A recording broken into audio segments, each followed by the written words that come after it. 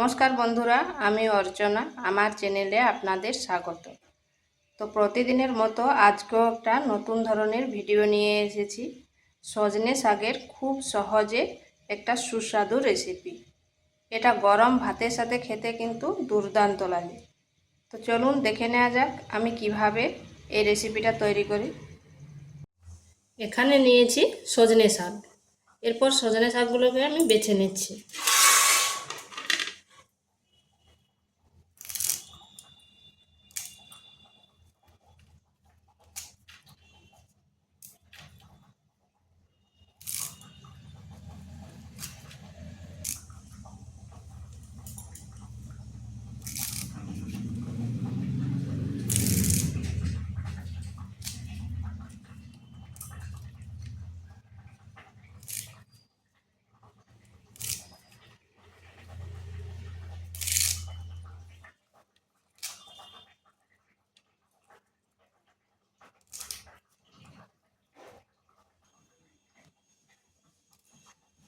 এগুলোকে বেছে নেওয়া হয়ে গেছে। এরপর কেটে নিচ্ছি, যতটা সম্ভব ছোট ছোট করে কাটতে হবে।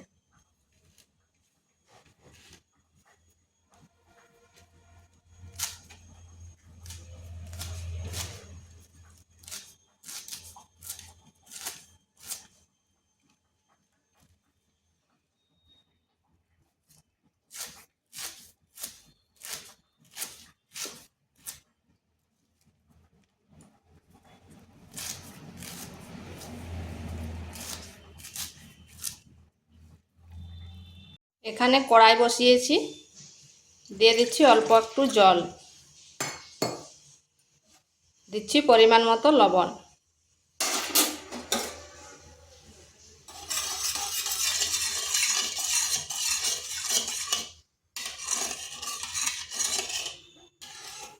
জলটা গরম হয়ে গেছে আর লবণটাও জলের সাথে গুলে গেছে।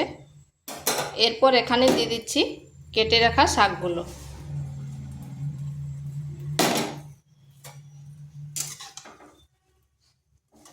শাকগুলো জলের সাথে ভালোভাবে মিশিয়ে নিচ্ছি।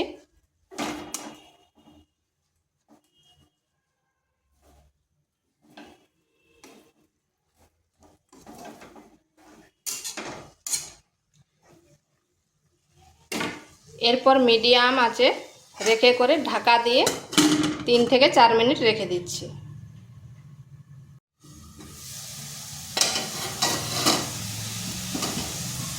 আমি মাঝখানে ঢাকার তুলে একবার নেড়ে দিয়েছিলাম। আর দেখুন জলটা শুকনো হয়ে গেছে, শাকটাও খুব ভালোভাবে সেদ্ধ হয়ে গেছে। এরপর এটাকে নামিয়ে নিচ্ছি। এখানে দিয়ে দিচ্ছি সরষের তেল।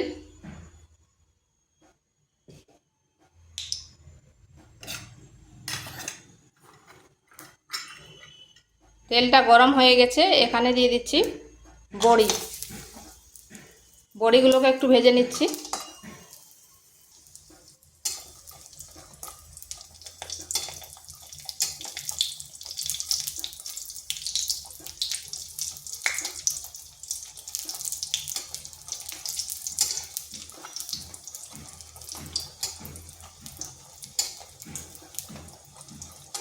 বড়িগুলো হালকা লাল লাল হয়ে গেছে, এরপর এগুলোকে তুলে নিচ্ছি। এবার ওই তেলের মধ্যে ফোড়নে দিচ্ছি কালো জিরে আর 2টো শুকনো লঙ্কা। দিয়ে দিচ্ছি একটা পেঁয়াজ, এইভাবে লম্বা লম্বা করে কেটে নিয়েছি।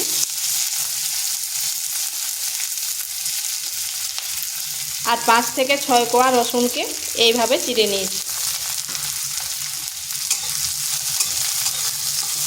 এগুলোকে হালকা একটু ভেজে নিচ্ছি যাতে তার কাঁচা গন্ধটা চলে যায়।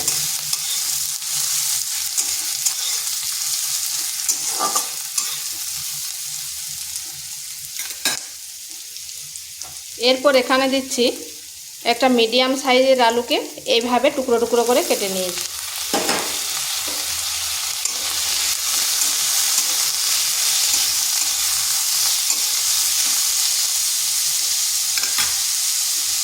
দিচ্ছি পরিমাণ মতো লবণ আর দিচ্ছি হলুদ।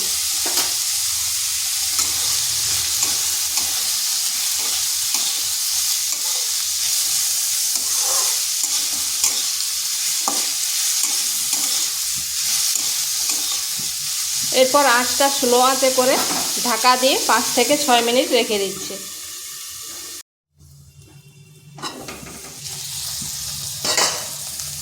মাঝখানে কিন্তু আমি ঢাকাটা তুলে নেড়ে দিয়েছিলাম, আর এইভাবে লাল লাল করে ভেজে নিয়েছি। হালকা একটু লাল লাল হয়েছে। এরপর দেখুন আলুগুলো ভালোভাবে সেদ্ধ হয়ে গেছে।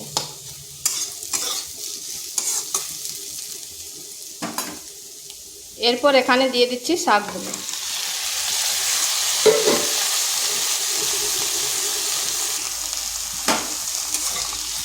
শাকগুলো ভালোভাবে মিশিয়ে নিচ্ছি।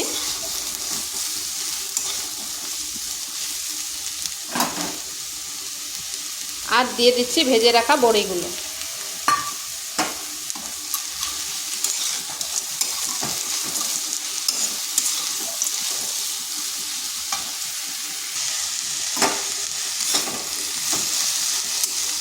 এগুলোকে এইভাবে একটু ভালোভাবে নেড়ে করে মিশিয়ে নিতে হবে। আর শাকের গায়ে যে হালকা হালকা জল ছিল তা শুকনো হয়ে যাবে, আর বড়িগুলোও নরম হয়ে যাবে। 2 থেকে 3 মিনিট এইভাবে নেড়ে নিচ্ছি।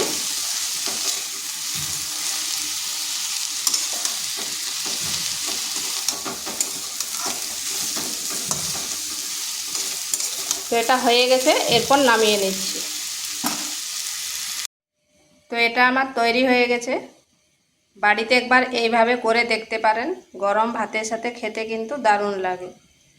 তো ভিডিওটা ভালো লাগলে লাইক, শেয়ার, কমেন্ট অবশ্যই করবেন, আর নিত্য নতুন রেসিপি পাওয়ার জন্য চ্যানেলটিকে সাবস্ক্রাইব করবেন।